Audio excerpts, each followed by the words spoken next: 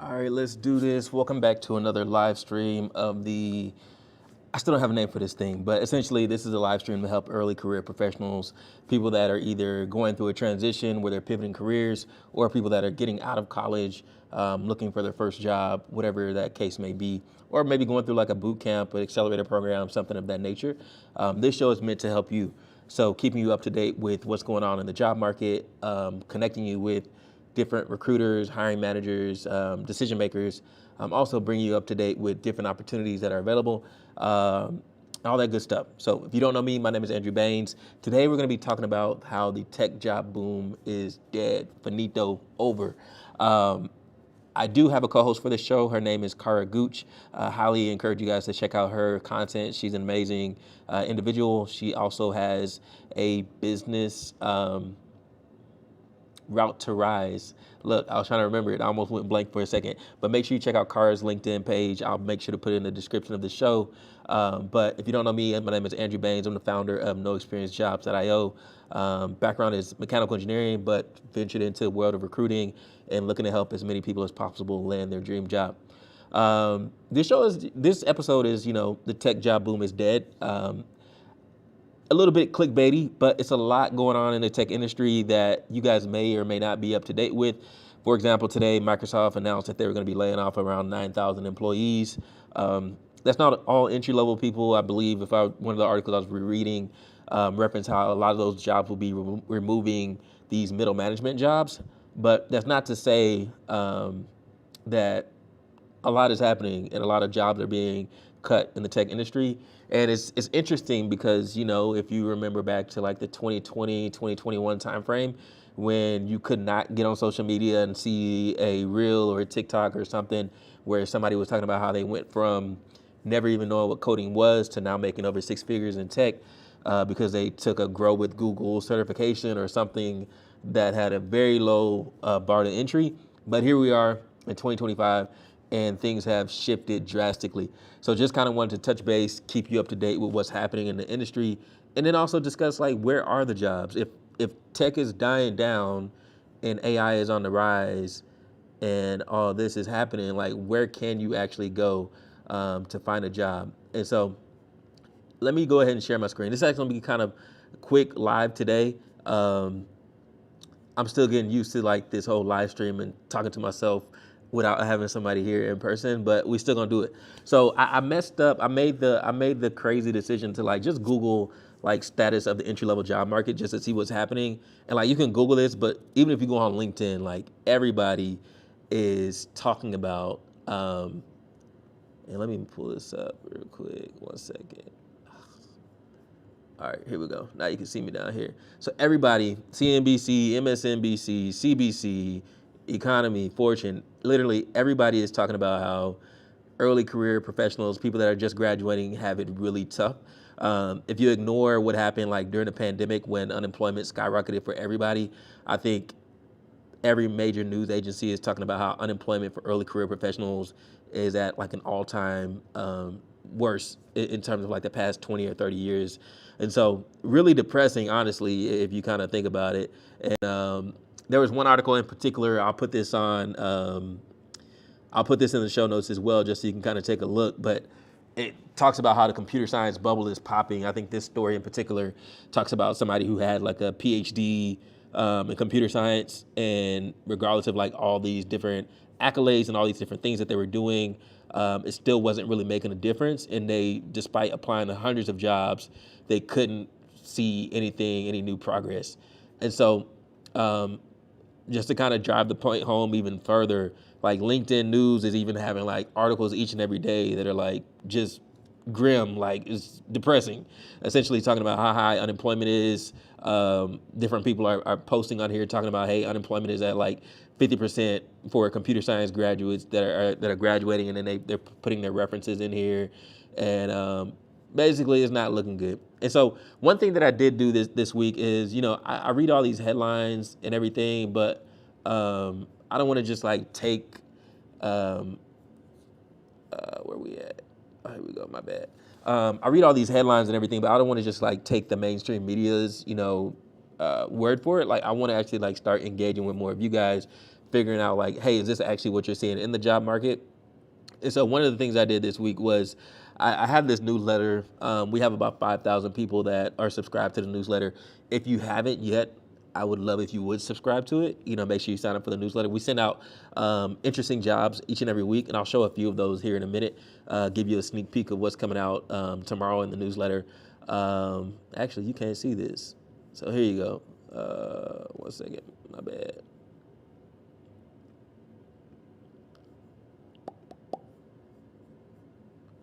Hold up. I got you. Let me put me up here. Bam. All right, there we go. So now you can see it. So each and every week, I send out this newsletter with like interesting jobs and then also like interesting nuggets that have kind of popped up. I started sending out this newsletter, this survey. I'm gonna send out some more. So far, only 17 people have replied. My goal is to get this up to at least 100 people, just to really have it be statistically significant and relevant to what's happening. But the early results are kind of bad. If you look at like, hey, so I had 10 different questions that I asked people. The first one is, hey, how many jobs have you applied to in the last month? Almost half of the people that responded have applied to at least 25 or more jobs over the past month. But if you scroll down to the next question, in that same time period, 58% of people have not had an interview in that same time period. So it's a lot of applying to jobs but not really hearing anything back. And if I scroll back up to this top one, after 25%, the next biggest percentile is 23% people applied for either 11 to 25 jobs. And so again, still a lot of jobs that people are applying to, but majority of them, 60% almost, are not hearing back from people. They're not getting an interview. And then we did have one person, four people that did at least get one interview in the past month.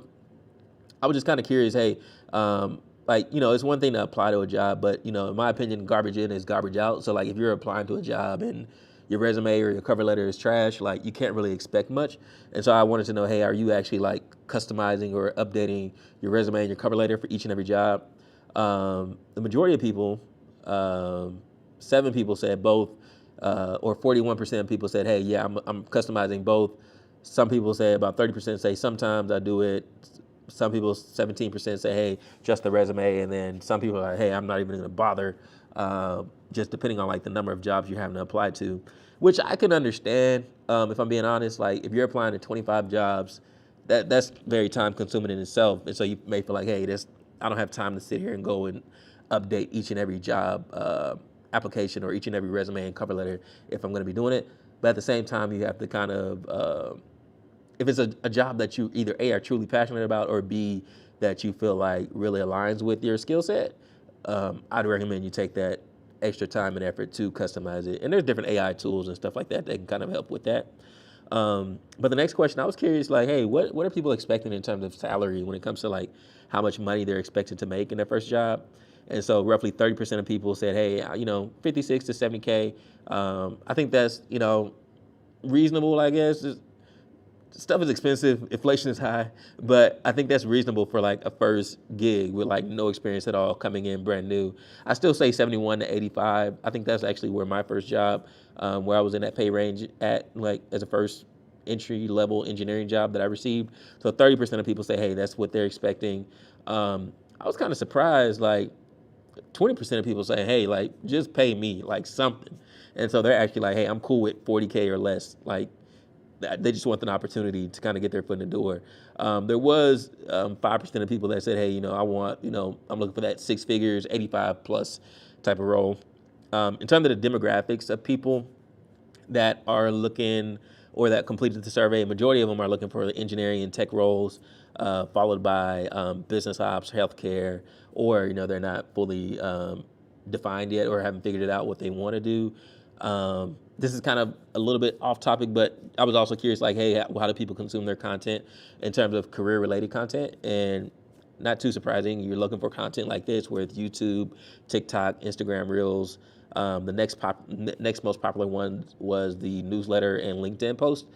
And then in terms of challenges that people are faced, a lot of people feel like, hey, I don't have the skill set for the job I'm looking for, or I'm just not getting the interviews. I feel like I'm prepared. I feel like I have the resume, but for one reason or another, I'm just struggling to get my foot in the door. And so that's something that people felt like they were struggling with. And then I'll kind of, cut it here, but then I just kind of had some more personal questions about, hey, how can I help, or what are you looking for, and how can I kind of assist with that. But just wanted to like share those like nuggets with you guys real quick, because I did think that, hey, there's some value there, and these are some things that can help just provide additional insight and perspective. And so with that being said, like I said, I know tech is taking a really big hit. We kind of hit on the layoffs. We hit on how complex and hard it is, how grim it's looking right now. But there is a silver lining. There are some, really interesting jobs that are still out there, and there's actually some really high-paying jobs that are still out there. One of the jobs, if you subscribe to the newsletter, that you will get an email about here tomorrow is the software engineering new grad role at Candid Health. And so, move this up. This is one of the jobs that we came across that, doesn't require any experience. They do want you to have a bachelor's or a master's degree. And the unique thing, or, not just unique, but the great thing about it is that this one starts off with a base salary between 120 to 140. So there are some opportunities that are still out there. I think even with the change in the job market and the impact and the things that are happening out there, I think, you may have to start looking at some non-FANG companies, and those are like the Facebook, Apple, Amazon, Netflix, Google. Now with, the more competitive market and with AI, I think you need to look at more alternative pathways. And that can be like small, medium-sized businesses, or it can be industries that aren't, where it's not like a tech company, but they obviously have tech jobs. Like at this point, every company has tech jobs, whether it's a church, grocery store, HEB, whatever. Like everybody has a website, they have social media, et cetera. So they're gonna need some kind of tech support or employees that can fulfill the tech needs that they have. And so this role at Candid Health is a new grad opportunity located in San Francisco, Denver, and New York. Pays you anywhere between 120K to 140K. I think it's a great opportunity for you guys to check out. Also, a couple of other roles real quick that I'll hit on. Here's a graduate software engineering opportunity based out of Chicago. I believe this one actually pays up to $170,000 for base pay right here. So again, there are some opportunities out there. You just got to make sure you do your due diligence. And if I'm plugging my company, this is why you got to be subscribed to the newsletter, or making sure that you check out noexperiencejobs.io so you don't miss out on these opportunities that come up. So make sure you check out this role. It's at IMC. I'll put the application down in the description. Entry-level job, software engineering, $175,000. Sounds like a great deal. Excuse me.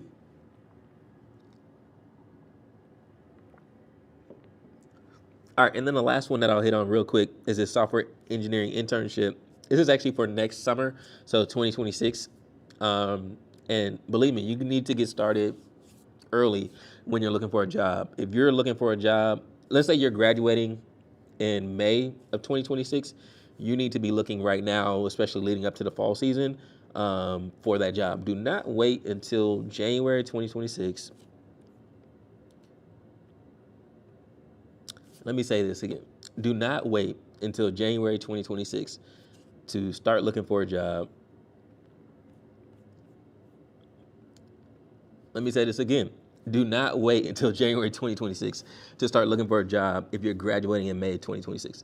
Start looking now, and really, you really want to pick up your job search in the fall season. A lot of most employers are going to be having their peak recruiting season at the beginning of the fall semester. So make sure that you tapped in, you're going to different career services opportunities, networking events. There's going to be a lot of conferences taking place in the fall as well. So make sure you're getting out, make sure you're meeting people, and starting your job search then.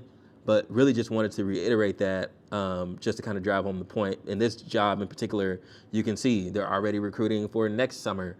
So if you didn't get an internship this summer, I know it sucks, but make sure you get started now early looking for the next opportunity and don't miss out on it. So make sure you check it out. And then the other great thing is that a lot of these internships, they lead into full-time employment. So it's a great way to get your foot in the door. They can test the waters with you. You can check and see, hey, is this a career that I actually want to pursue?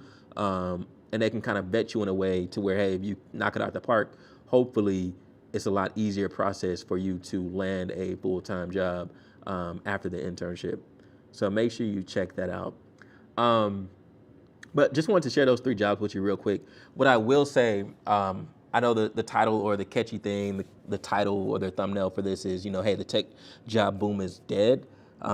Again, I think there's still some opportunities out there, but in my opinion, the peak of it is kind of, died down. I think there will be a shift in terms of like where new opportunities will come in or where new opportunities will present themselves. But I think a lot of the repetitive tasks and things of that nature where, hey, a lot of companies maybe had their entry level folks handling that stuff, that's kind of going away with the rise of AI and AI agents specifically. And so people are looking for, if a company can save money, a lot of times they will. And then honestly, a lot of companies aren't really invested in training their personnel, their early career talent, which is unfortunate, but not all companies, but some companies, I'll say. So with that being said, there has been some data that came up that shows like where these new opportunities are starting to present themselves. And if you're looking for the cushy remote job, never have to leave your house, walking around in your pajamas or your underwear, just hopping on Zoom call or team calls, you may have to level set, adjust your recalibrate, revise your expectations. But there's some interesting stuff out there. So let's get into it. And so I guess to kind of kick it off, I'll put this article in there as well. And so a lot of people that are graduating, and especially if you have student loan debt, I would be second guessing the value of college as well. If you look at like, hey, unemployment rates and what's happening with the market. So I understand people second guessing, hey, is it valuable to get a college degree? And a lot of people are asking themselves. So I would say, hey, check out this article. It's pretty interesting. But what I want to show you is some stuff on the Department of Labor's website in terms of where they predict the new job openings will be coming from over the course of like the next 5 to 10 years. So here we go. So first, in terms of like most new job openings, a lot. So you have this aging population. You have the baby boomers, you have the Gen Xers. Life expectancy is increasing. So you have an aging population. A lot of your parents, your grandparents, they're living longer than they were previously, but a lot of them are retired and they have disposable income. And so with that, if they're not in the workforce, they're living longer, there is a rise in like home health care opportunities and then also like assisted living facilities. And so over the course of like the next, 5 to 8 years, the Department of Labor is expecting like the most in terms of the number of new jobs. Home health and personal care will be the top new job industry, followed by software developers, cooks, restaurants, fast food. And then there's some more healthcare professional jobs in here.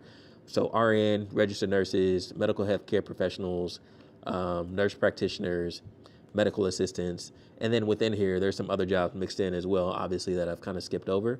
So make sure you check this out. But it's just something, I know software developers is on here. That's obviously tech. But there's a lot of non-tech jobs, healthcare professionals, manufacturing jobs, construction jobs, logistics jobs, accountants as well. But and just now we looked at the raw number of new jobs that are going to be opening. But if you look at like the growth rate of new jobs, this is also pretty interesting. So green energy or clean tech, as some people call it. So like wind turbine service technicians, solar power, solar installers. But then that's followed up by nurse practitioners, data scientists, IT, medical health professionals. So a lot of healthcare jobs mixed in with some more so blue collar jobs. And then again, like those home healthcare and whatnot. So I think, if I had to like give my prediction on like where things are going to be going, or not where they're going, but currently even where they're at, I think there's a lot of opportunity when it comes to like advanced manufacturing, when it comes to logistics, when it comes to healthcare. these are all different opportunities or industries where they're still seeing growth and there's still opportunity for you guys to take advantage of. And one of the things that I'm passionate about, I know also Cara is really passionate about as well, is apprenticeships. And so if you're not familiar, apprenticeships are basically on the job training. And so this is actually something that's like really big in Europe. I think in Europe, actually, I think this is kind of mandatory for a lot of early career professionals as they're going through school and whatnot. And so there's been a lot of really great apprenticeship programs that focus on software engineering. Like LinkedIn has the LinkedIn Reach apprenticeship. Niantic, they have a really great software engineering apprenticeship. I interviewed a guy named Austin on the podcast where he kind of talked about his journey. So there's a lot of, excitement and awareness around tech apprenticeship, but there's also a lot of opportunity just in general for other apprenticeships outside of tech. And so a couple different websites I want you guys to get familiar with. This first one is nist.gov/nice/apprenticeship finder. So they actually, I don't want to get too technical today, but there's what you call registered apprenticeships and non-registered apprenticeships. And so on both of these websites that I'm going to show with you, they have an exhaustive list of a lot of registered apprenticeships. And these are companies that have registered with the Department of Labor. They met all the different requirements for having what's known as a registered apprenticeship. And essentially, these are opportunities or places you can look where you can apply, find opportunities where you can get paid to learn on the job, and then build your career over time. And so some of these are for-profit entities. A lot of them are, nonprofits or apprenticeship or training providers. Like Apprenti is a pretty well-known one. Let me see, scroll down here. Some of these are actually through different workforce development or state agencies. Boeing has a technical apprenticeship program. Let me just scroll through here real quick. Build Within, I've heard of them. I don't know if they're still around, if I'm being honest. I'll come back to that. Career-wise, same thing. But check out this website. CompTIA's on here. They have some different apprenticeships. They're really big with like IT, cybersecurity stuff. So make sure you check out this website. The other one I would share with you guys, I think this is like the true like gold standard or like go-to site for different apprenticeship programs. And this one is apprenticeship.gov/finder. I check this site, or I used to check it pretty regularly, but they have a ton of different opportunities. So for this one, what I just searched was like advanced manufacturing. And you'll see like there's a ton of opportunities in the manufacturing space. So some of these are manufacturing technicians, manufacturing engineering. If you're interested in like composites, so like carbon fiber, that type of stuff, Kevlar, fiberglass, all that, like they have opportunities out related to that. The great thing about it is that this is nationwide. So make sure you check it out. Regardless of where you're at in the US, let me check if they have some software engineering jobs on here. Oh yeah, Home Depot, they always be killing it with apprenticeships. So yeah, Home Depot's on here with their software engineering apprenticeship. This one actually, is it posted? Let me see. Let's hit apply real quick. Oh, they're gonna take us to Indeed. Let's see if this is still live. So this is a returnship. So this is probably like, hey, for the individuals, women or men that, maybe they got me doing too much. I don't even think I have a profile on here. Ooh, man, I'm putting all my information out there. I need to edit that out. Okay, they're doing too much. But look, this returnship is, hey, maybe you were a stay-at-home mom, stay-at-home dad, and you want to get back into work. There's different programs like this. I know Home Depot has one. I believe SLB, or formerly what's known as Schlumberger Oil and Gas Company, they had one as well. But make sure you check out this apprenticeship.gov site. Like, it's honestly, I used to post all these YouTube videos where I would spot like, hey, here's a unique apprenticeship program that pays $50 an hour. You don't need any skills. Honestly, a lot of that content was coming from these readily available sites. It's just that people don't be checking them or they don't know about it. or the government sucks at marketing them. But make sure you check them out because it's out there, it's available.